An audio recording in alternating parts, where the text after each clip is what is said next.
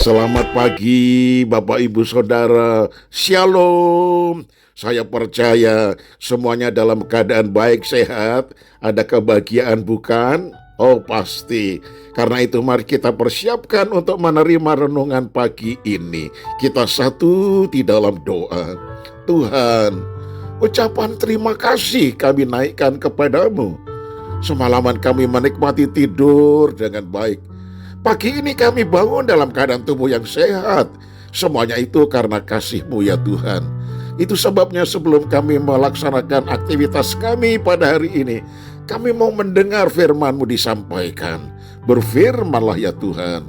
Dalam nama Tuhan Yesus, haleluya, amin. Tema renungan pagi ini saudara, yaitu akibat ketidaktaatan. Terambil dari Yunus pasal yang kedua ayat yang pertama. Yunus berdoa kepada Tuhan Allahnya dari dalam perut ikan itu. Dalam kisah Yunus berada di perut ikan, itu adalah buah dari ketidaktaatannya, bukti pemberontakannya, tempat penghukuman. Berada di dalam perut ikan, rasanya seperti sudah di dalam dunia orang mati. Baca ayat 2. Terbuang dan tersingkir dari hadapan Allah. Ayat 4.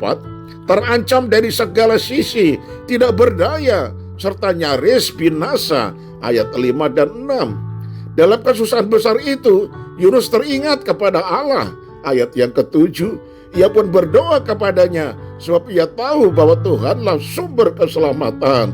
Ayat 9. Nah saudaraku, semua saudara pasti sudah tahu dan baca kisah tentang Yunus. Tuhan menyuruh dia pergi ke Niniwe, tapi dia lari pergi ke Tarsis. Dia naik kapal, Tuhan mendatangkan angin topan yang begitu dahsyat, menimpa kapal itu hampir tenggelam. Nakoda mengerti kenapa ini terjadi tiba-tiba. Nah, pasti ada salah satu penumpang yang telah berbuat dosa kepada ilah-ilahnya atau kepada Tuhannya, langsung diundi. Dan Yunus ini terkena undian. Akhirnya dia dilempar ke dalam lautan itu. Dan ternyata angin mulai reda, kapal berjalan dengan baik. Memang Yunus itulah biang keroknya saudara-saudara. Nah, tapi Tuhan menyuruh ikan yang besar menelan itu Yunus. Lalu dia ada di dalam perut ikan. Tidak lucu kan saudara? Biasanya ikan itu di dalam perut kita sebagai lauk pauk enak tenan. Tetapi justru Yunus di dalam perut ikan. Berapa lama? 3 hari 3 malam. Di dalam perut ikan yang besar dalam lautan itu bergerak cepat ke kiri ke kanan, naik ke atas turun lagi, lalu bergulung-gulung. Waduh saudaraku, itu Yunus itu kepalanya pusing ya. Tergoyang-goyang di dalam perut, bukan main, menderita sengsara. Tetapi itu akibat ketidaktaatannya. Syukurnya saudara, Allah yang Maha Kuasa itu juga pengasih dan pengampun.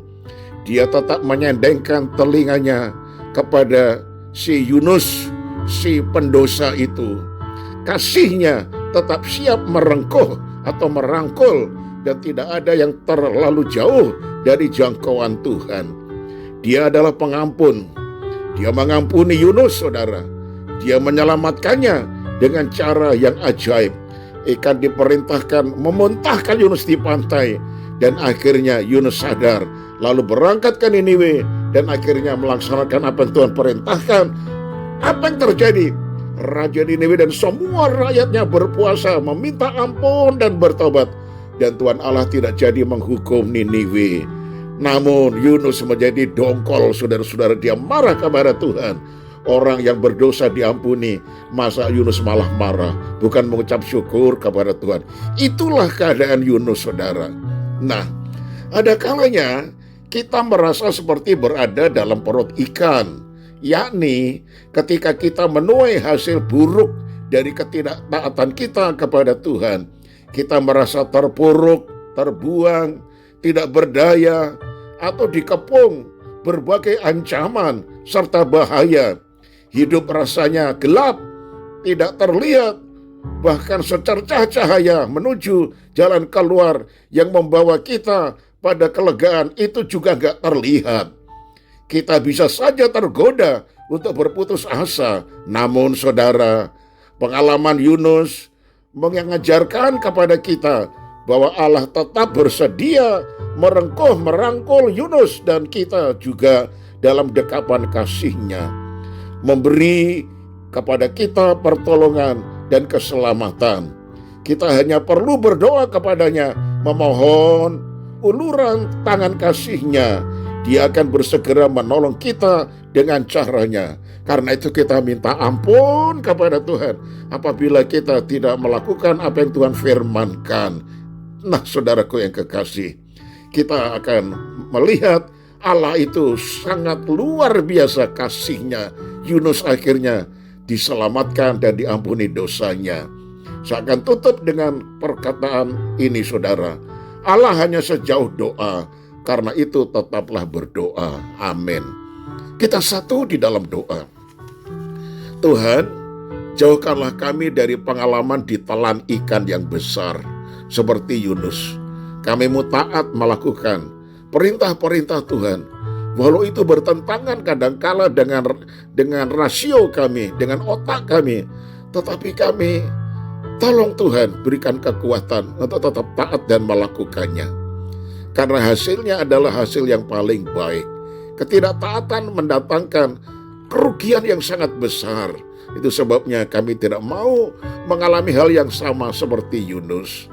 Tuhan, ampunilah kami. Kami mau menurut akan perintah-perintah-Mu.